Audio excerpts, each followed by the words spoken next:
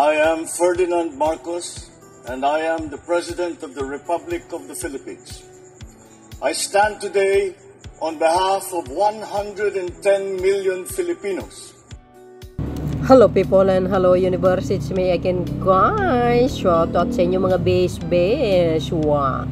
Sa mga Marcos loyalists and supporters, sa mga neutral na sumusuporta sa ating mga Pangulo. Hello everyone. At sa mga Pilipinos sa buong daigdig ng mundo. Nako guys, this is breaking news mga beswa ha. Just in. Kung ano man ito mga guys, malamang may matitrigger dito. Agay, panibagong kaso na naman. Ang sinabi po dito mga kababayan, sinabi dito guys ng 1PH, ayan ho.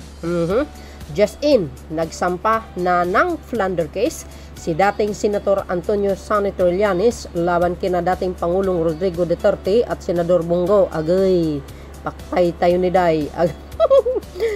Malamang matitrigger na naman, magkukuda-kuda na naman ng DDS. Agay, DDS versus Dilaws. Kaugnayan ng umano korupsyon sa ilang infrastructures. Project na aabot sa 6.6 billion. Oh my goodness, ang laki. Kasama si Bongo. Nako, talaga naman ha. Well, guys, marami po akong narinig tungkol dito kay Bongo, pero well, kayo na pong bala mag-research. Ngayon, mga kababayan, panibagong ano na naman, laban sa dating Pangulo. Bakit ito si Digong, no? Ngayon lang natuklasan yung mga anomalya sa kanyang admin, mga kababayan.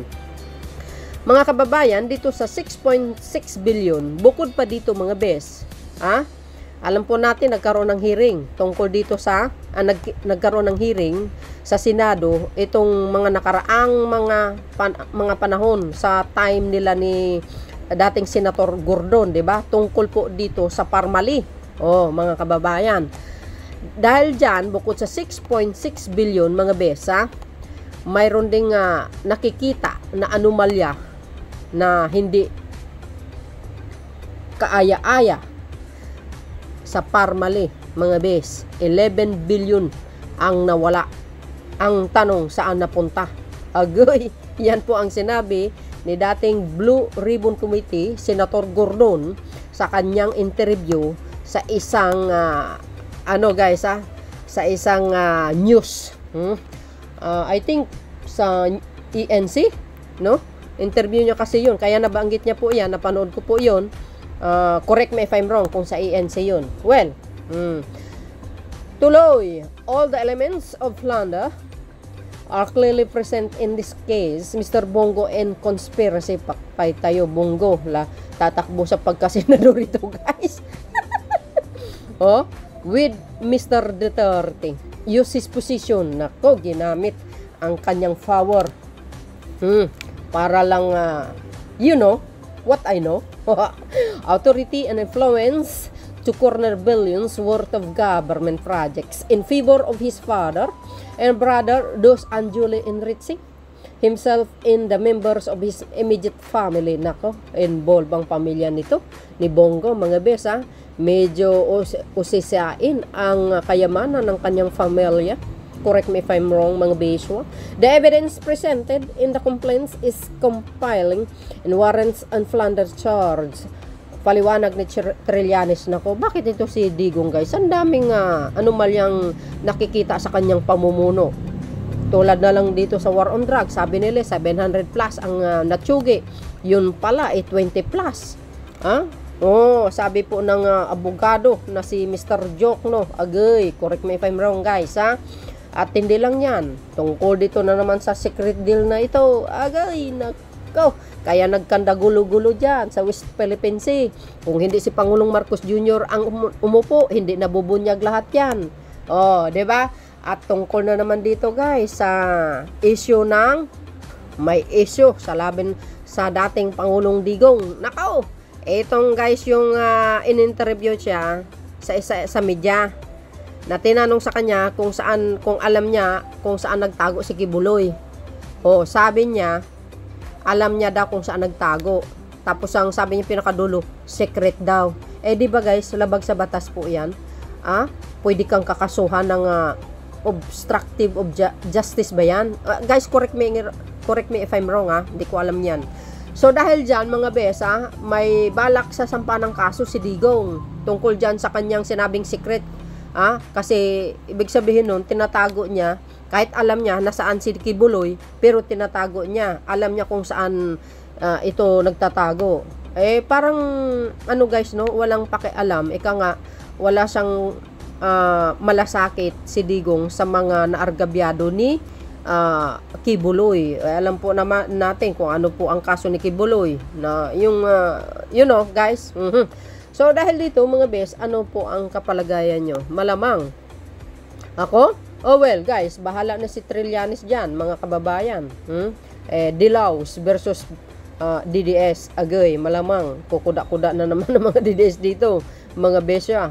These two groups or two opposition, dalawang position talaga, ang DDS at saka ang Dilaws ay anti-Marcos na ito. Anti-Marcos yan po mga kababayan, kaya be aware tayo mga Marcos loyalists malapit ng eleksyon.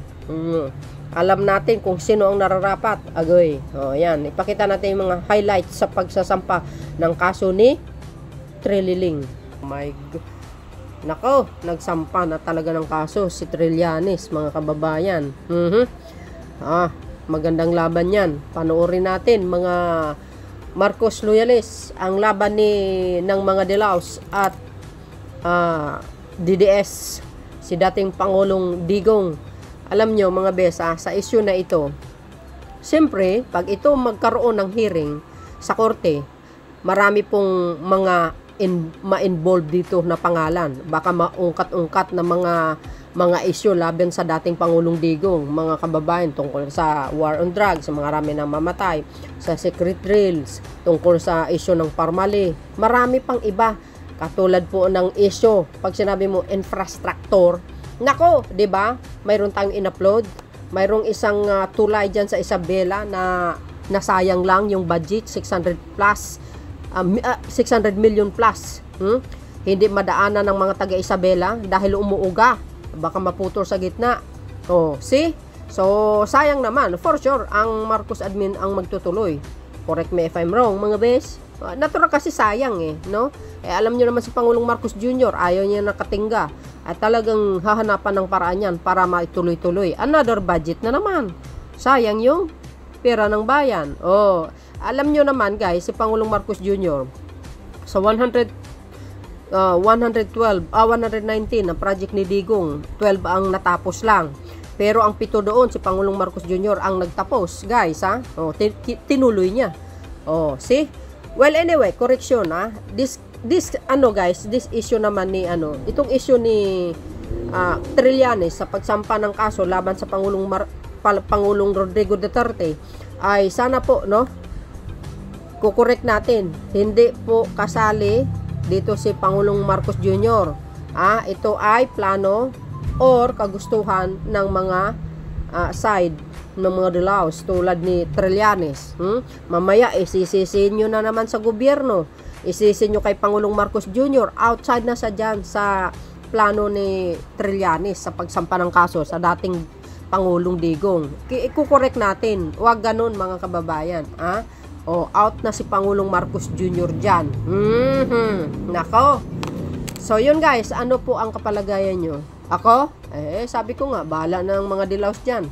See you again guys on my next upload video. Bye and babus.